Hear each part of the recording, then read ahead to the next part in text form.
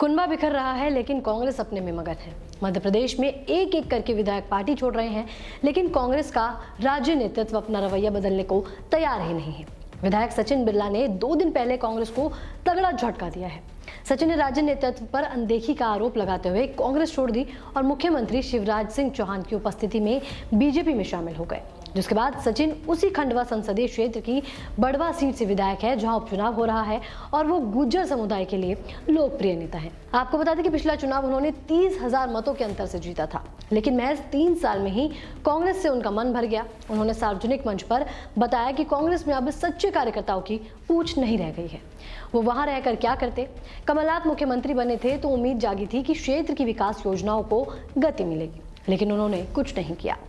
मिलने का समय तक नहीं देते थे। अब पार्टी विपक्ष में है तो भी उनका रवैया नहीं बदला है। सचिन ने अभी विधायक पद से त्यागपत्र नहीं दिया है, लेकिन संभव है कि कुछ दिन बाद वो त्यागपत्र दे दे। लेकिन शिवराज की उपस्थिति में उनके बीजेपी में शामिल होने से कांग्रेस में खलबली मच गई है।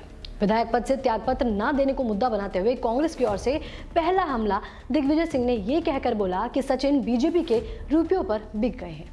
उनके आरोपों पर बचाव करने के बजाय सचिन ने आक्रामक होकर दिग्गी और कमलनाथ को ललकार दिया। उन्होंने कहा कि जो रुपए के बल पर राजनीति करते हैं वे ऐसा ही कह सकते हैं। हिम्मत है तो साबित करके दिखा दें कि मैंने किसी से 1 रुपया भी लिया हो। तो 15 साल तक विपक्ष में रहने के बाद 2018 में कांग्रेस ने मध्य प्रदेश की सत्ता में जब वापसी की थी, तब कार्यकर्ताओं में उत्साह बढ़ा था। उन्हें ये भरोसा था कि कमलनाथ के नेतृत्व में मध्य प्रदेश में पार्टी की जड़ें गहरी हो जाएंगी। कमलनाथ ने काम तो जोश खमोश के साथ शुरू किया, लेकिन जल्द ही वो ब्यूरोक्रेसी से घिरते गए और कार्यकर्ताओं से दूर होते गए। नेताओं के बीच खींचतान इस स्तर तक जा पहुंची कि सत्ता सिंहासन तक कांग्रेस को पहुंचने में अहम भूमिका निभाने वाले ज्योतिरादित्य सिंधिया खिलाफत पर उतर आए। उन्होंने कांग्रेस में रहते हुए न सिर्फ कमलनाथ सरकार की नीतियों की आलोचना की, बल्कि जनता को ये भरोसा भी दिलाया कि अगर उनकी बात को नहीं सुना गया तो वो सड़क पर उतर जाएंगे। उन्हें मनाने के बजाय कमलनाथ और दिग्विजय सिंह की जोड़ी ने नजरअंदाज करो और इंतजार करो की नीति अपनाई, जिसके बाद ज्योतिरादित्य सिंधिया ने बड़ा कदम उठाते हुए कांग्रेस से नाता तोड़ने का ऐलान कर दिया। उनके साथ 22 विधायकों ने पार्टी को नमस्ते कह दिया। इससे सरकार अल्पमत में आ गई। अनेक कोशिशों के बावजूद कमलनाथ को मुख्यमंत्री पद त्यागना पड़ा।